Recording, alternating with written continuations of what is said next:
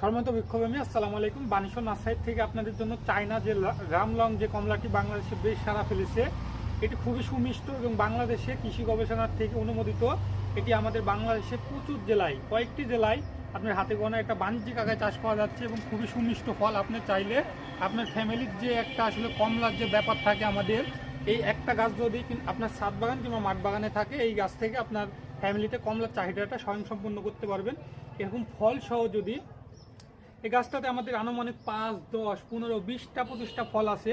এরকম ফল সহ হারভেস্ট করা অনুমোদিত এরকম টপের যদি রেডি সেট আপ গাছ আপনার স্বপ্নের ছাদ বাগান কিংবা মাঠ বাগানের জন্য নিতে চান, স্ক্রিনে দেওয়া নাম্বারে যোগাযোগ করবেন। সবাই ভালো থাকবেন, সুস্থ থাকবেন। আসসালামু আলাইকুম।